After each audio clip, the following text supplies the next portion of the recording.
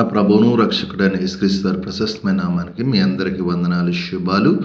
అందరూ బాగున్నారమ్మా? దేవాదేవుడు మరి యొక్క నూతన దినం దయచేసిన దేవాదినపు వందనాలు చెల్లించుకుంటూ ఈ దినపు వాగ్దానం ధ్యానించుకుని ప్రార్థన చేసుకుని మన పనులు ప్రారంభించుకుందాం. ఈ దినపు వాగ్దానం: గొర్రెలకు జీవం కలుగుటకును అది సమృద్ధి కలుగుటకును నేను వచ్చి తిని. యోహాను సువార్త 10 ఈ మాట.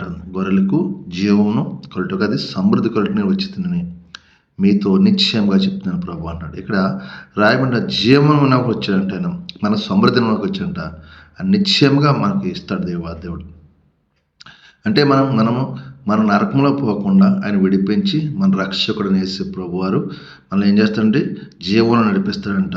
సమృద్ధి కూడా ఆయన నమ్మని బిడ్డలు ఎంత మాత్రము తోసివేక సిగ్గుపరచక సమృద్ధి ఎప్పుడు కూడా సమృద్ధి ఇస్తాడు. అందుకే ఆయన విశ్వాసం కలిగి ఆయన భయభక్తులు కలిగిన చిత్తం నెరవేరిస్తే ఏమంటాడు? జీవాన్ని ఇస్తాడు, సమృద్ధి ఇస్తాడు. అందుకే దొంగతనం హత్య నాశనం చేయడానికి వస్తాడు, మరి దేనికి రాడు.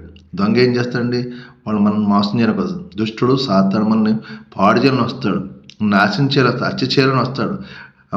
కానీ ఈయనవుతే జీవాన్ని మనకి సమృద్ధికి వచ్చానని మనతో కాబట్టి మన వాళ్ళ జీవాన్ని సమృద్ధిని దగ్గరికి మనం వెళ్ళాలి తప్ప దొంగల దగ్గరికి వెళ్ళకూడదు. శత్రువు దుష్టుడు సాతాను అనేక కృంగదీస్తూ బలహీనపరుస్తూ మనల్ని బాధలు పెడతా ఉంటాడు. కానీ ఈయన మన కోసం ప్రాణం పెట్టి మనకు జీవాన్ని ఉన్నాకి సమృద్ధిని ఉన్నాకి ఆయన మన దగ్గరికి వచ్చాడు. కాబట్టి నిశ్చయంగా మనము ఆ జీవంలోకి నడుద్దాం, ఆ సమృద్ధిలో మనం ఉందాం.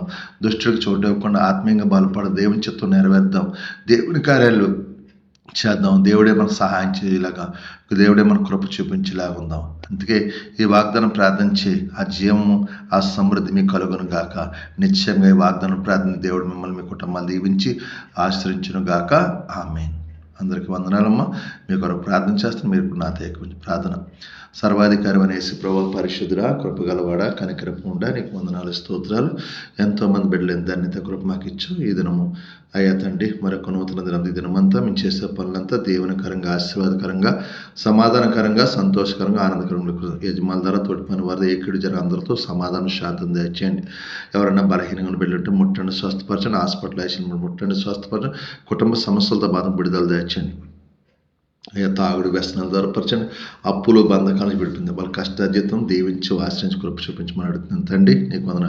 ఏదైనా నూతనంగా పనులకి వెళ్తున్న బిడ్డ స్థిరపరచండి. నూతనంగా ఏ పనులు శంకుస్థాపన పనులు స్థిరంగా నడిచే కృప దయచేయండి. ప్రతి బిడ్డ చుట్టూ మీకు కంచి వేసి మీకు ఆర్దలు అభిషేకం ఆత్మ నీ పరిశుద్ధ బిడ్డలపై కుమరించి ఈ దినమంతా నీ రేఖల్చండి. బిడ్డ భద్రపరిచి కాచి దాచి మీకు మహిమకరంగా జీవించే కృప బిడ్డ దయచేయండి. మీకే మహిమ ఘనత ప్రభావం పొందుకోమని యేసు పరిశుద్ధం అడుగుతున్నాను తండ్రి. ఆమేన్. వందనాలమ్మ. ప్రభువు నామంలో ఈ వీడియో వీక్షించిన ప్రతి ఒక్కరికి జీసస్ స్వస్థత ప్రార్థనా మందిరం వారి ప్రత్యేక వందనాలు తెలియజేసుకుంటున్నాము. మరి ఇంకెన్నో సందేశాలు, వీడియోలు, సంఘ కార్యక్రమాలు మీకు అందుబాటులోకి రావడానికి పక్కనే ఉన్న సబ్స్క్రైబ్ బటన్ని ప్రెస్ చేసి బెల్ ఐకాన్ని కూడా ప్రెస్ చేయాల్సిందిగా కోరుకుంటున్నామండి.